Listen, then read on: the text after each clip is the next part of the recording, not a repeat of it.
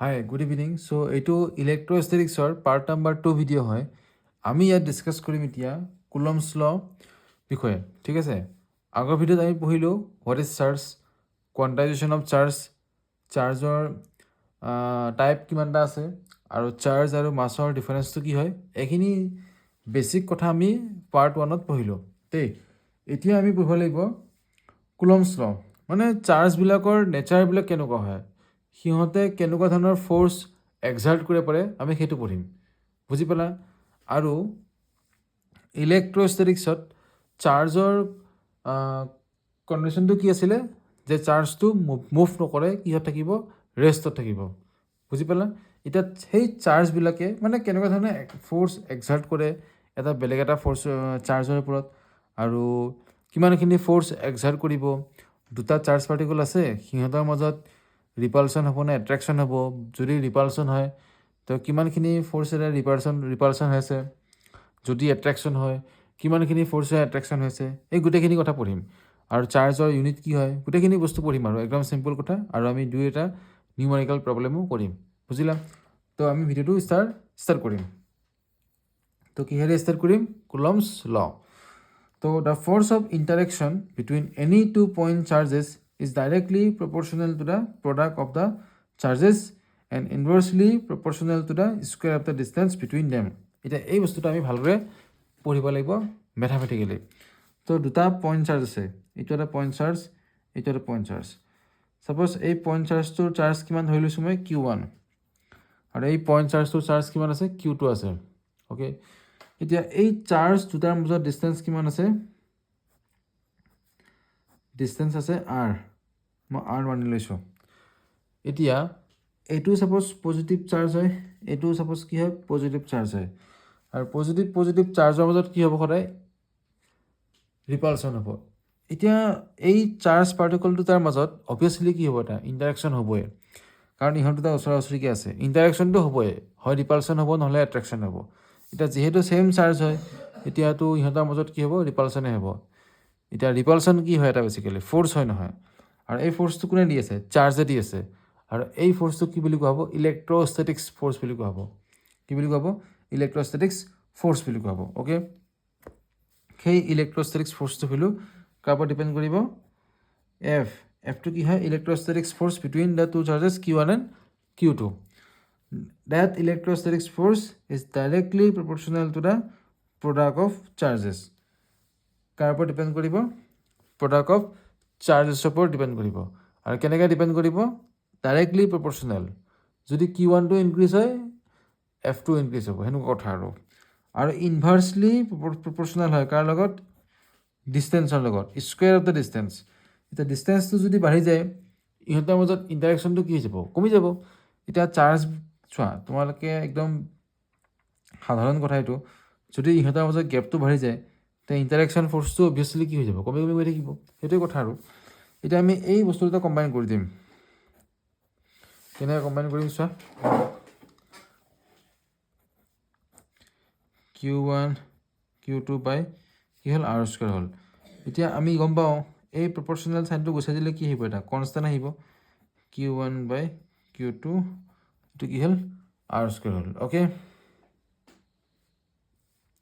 আৰু এই কেটো কি বুলি কোৱা হ'ব ইলেক্ট্ৰষ্টেটিক্স ফ'ৰ্চ কনষ্টেণ্ট বুলি কোৱা হ'ব ইলেক্ট্ৰষ্টেটিক্স force constant electrostatic force constant ঠিক আছে ইলেক্ট্ৰষ্টেটিক ফ'ৰ্চ কনষ্টেণ্ট এতিয়া এই ইলেক্ট্ৰষ্টেটিক ফ'ৰ্চ কনষ্টেণ্টটো এই কে ভেলুটো কাৰ ওপৰত ডিপেণ্ড কৰিব যে এই চাৰ্জ দুটা যে আছে ইহঁতৰ মাজত মিডিয়ামটো কি হয় এয়াৰ মিডিয়ামে আছে নে লিকুইড আছে নে কিবা বেলেগ ধৰণৰ মিডিয়াম আছে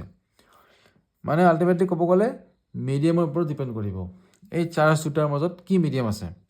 ঠিক আছে আৰু আমি কেৰ এক্সপ্ৰেশ্যনটো আমি লিখিব পাৰোঁ 1/4 এপচাইলন নট এইটো কেৰ এক্সপ্ৰেশ্যন হয় ইয়াতে যে আমি লিখিলোঁ এইটো এই বস্তুৰ নাম কি জানা এইটো এপচাইলন নট বুলি কোৱা হয় কি বুলি কোৱা হয়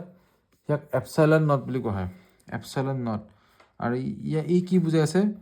পাৰমিটিভিটি কি বুজাই আছে পাৰমিটিভিটি ঠিক আছে মনত ৰাখিব অ'কে বস্তুবিলাক পাহৰা যায় কিন্তু পাৰমিটিভিটি অফ দ্য ফ্ৰী স্পেচ মোৰ হেণ্ডৰাইটিং বেয়া হৈ গৈছে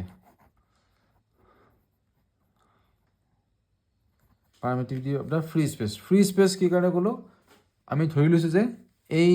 চাৰ্জ পাৰ্টিকল দুটাৰ মাজত এয়াৰ আছে মানে ফ্ৰী স্পেচ আছে বেলেগ কোনো ধৰণৰ মিডিয়াম নাই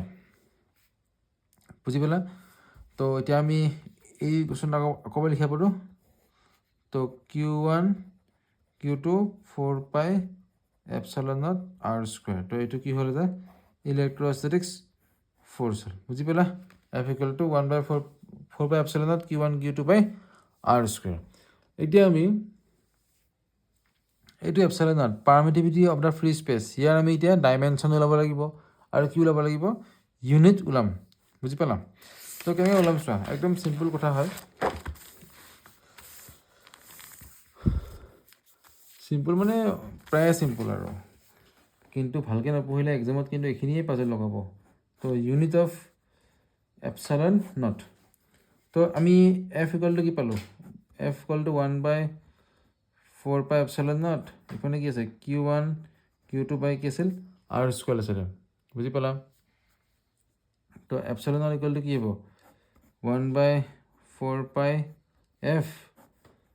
Q1 Q2 by r square হৈছেনে ক্লিয়াৰ না হোৱা নাই এইটোৱে হ'ব এতিয়া ইয়াৰ ইউনিট কি হ'ব চোৱা আমি গমে পাওঁ যে এফৰ ইউনিটটো কি হয় নিউটন হয় ফ'ৰ্চ হয় নহয় ফ'ৰ্চৰ ইউনিট কি হয় নিউটন হয় আৰু চাৰ্জৰ ইউনিট কি হয় মই এটা লিখিব পাহৰি গৈছিলোঁ ইউনিট অফ চাৰ্জ ইজ কি হয় কুলম কি হয় কুলম আৰু ইয়াক কেনেকৈ লিখে কেপিটেল চিৰে লিখে বুজি পালা তো ইয়াত Q1 Q2 আছে চ' ইহঁতৰ ইউনিট কি হ'ব ইয়াৰো ইউনিট চি ইয়াৰো ইউনিট কি হ'ল চি আৰু আৰ মানে কি হয় ডিষ্টেঞ্চৰ ইউনিট কি হয় মিটাৰ এটা আৰ স্কুৱেৰ আছে তো কি হ'ল metre square so' coulomb square newton metre square হ'ল বুজি পালা ইয়াক কেনেকৈ লিখিব পাৰি কুলম স্কুৱেৰ নিউটন এইটো বুজি পালা তো দিছ ইজ হোৱাট পাৰমিটিভিটিৰ ইউনিট হয়তো কি হয় পাৰমিটিভিটিৰ ইউনিট হয় এতিয়া আমাক কি লাগিব ডাইমেনশ্যন লাগিব ডাইমেনশ্যন অফ পাৰমিটিভিটি ডাইমেনশ্যন অফ পাৰমিটিভিটি তো ডাইমেনশ্যন ওলাই দিম আমি চোৱা আমি ডাইমেনশ্যন ওলাবৰ কাৰণে পাৰমিটিভিটি মানে কি হয় এইটো এপচাইলন নট ডাইমেনশ্যন উলিয়াবৰ কাৰণে আমাক কি লাগে বেচিকেলি আমি ফৰ্মুলা গম পাব লাগিব যদি ফৰ্মুলা গম নাপাওঁ তে আমি ডাইমেনশ্যন কেনেকৈ ওলাম ঠিক আছে তো তোমালোকে গমে পোৱা ফ'ৰ্চৰ ডাইমেনশ্যন কি আছিলে ফ'ৰ্চ মানে কি আছিলে এফ ইকুৱেল টু কি হয় এম এ হয় নহয় বস্তুটো আৰু এম মানে কি হয় মাছৰ ডাইমেনশ্যন কি হয় কেপিটেল এম হয় আৰু এ মানে কি আছিলে এক্সিলাৰেশ্যন কেনেকৈ ওলায় ভেলচিটি বাই টাইম ভেলচিটিৰ ডাইমেনশ্যন কেনেকুৱা আছিলে L T to the power -1 আৰু টাইমৰ ডাইমেনশ্যন এগেইন টি তো এফৰ ডাইমেনশ্যন কি হ'ল M L T to the power -2 এইটো হ'ল এফৰ dimension M L T to the power -2 আৰু কি আছে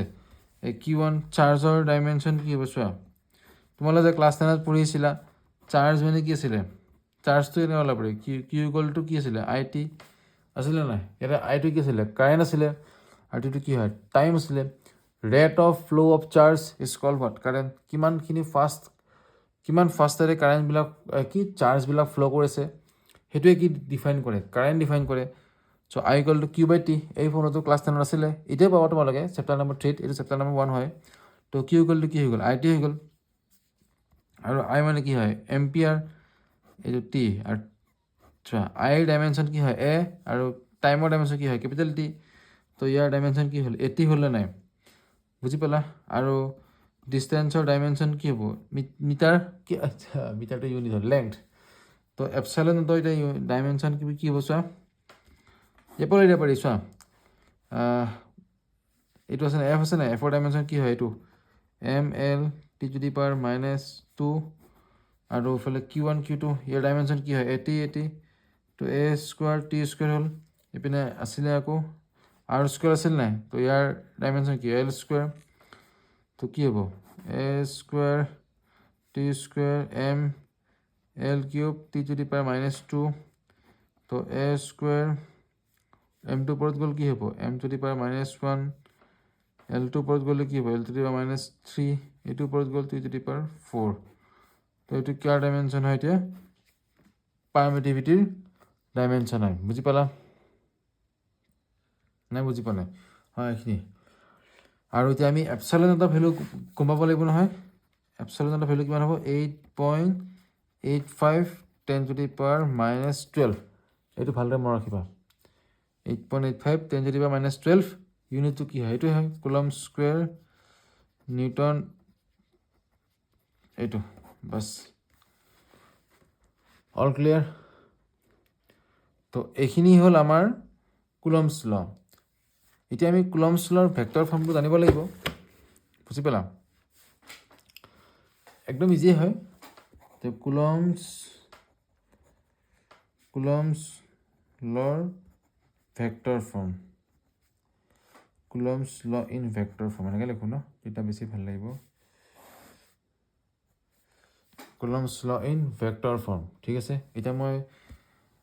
গ্ৰীণ পেনেৰে লিখিলে ভাল পাবা নে ব্লেক পেনেৰে লিখিলে ভাল পাবা তোমালোকে কমেণ্টত জনাই দিবা তোমালোকে যিটো পেনৰ কালাৰ লিখিলে ভাল পোৱা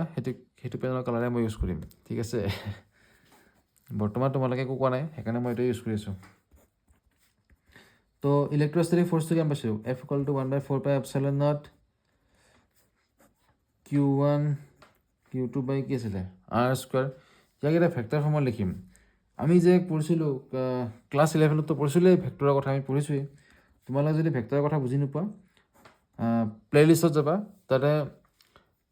ভেক্টৰৰ ওপৰত ভিডিঅ' বনোৱা আছে তো সেইটো চাই দিবা তথাপি যদি বুজি নোপোৱা মই আকৌ মোক ক'বা কমেণ্টত মই ভেক্টৰৰ ওপৰত সিৰিজ এটা লৈ আহিম হ'ব ওকে তো 1/4 পাই এপচাইলন নট কেতিয়াবা মই এইটো লিখাত বেয়া হৈ যায় Q1 Q2 ইয়াক আমি এতিয়া চোৱা এইটো স্কেলাৰ কোৱান্টিটি হৈছে আমি ইয়াক ভেক্টৰ বনাব লাগে যদি আমি স্কেলাৰ কোৱান্টিটিটো যিকোনো এটা স্কেলাৰ কোৱান্টিটিক ভেক্টৰ ফৰ্মত কনভাৰ্ট কৰিব লাগে আমি কি কৰিব লাগিব ইউনিট ভেক্টৰ দি ইনটু কৰি দিলে হৈ গ'ল এতিয়া ইউনিট ভেক্টৰ কোনটো হ'ব আৰ কেপ ল'ম R cap okay R cap equal to কিমান হ'ব এতিয়া আৰ ভেক্টৰ বাই আৰ তো 1/4 পাই এপচাইলন নট এনেকৈ আছে Q1 Q2 R square R Cape মানে কিমান হ'ল আৰ ভেক্টৰ বাই আৰ 1/4 পাই এপচাইলন নট Q1 Q2 এইটো আৰ স্কোয়াৰ ইনটু আৰ কি হ'ল আৰ কিউব এইটো আৰ ভেক্টৰ ওকে তো এইটো কি হয় বস্তু basically কুলমছ law in vector form ঠিক আছে এইখিনি তোমালোকে নোট কৰি থৈ দিয়া গোটেইখিনি বস্তু তোমালোকে নোট কৰি থৈ দিয়া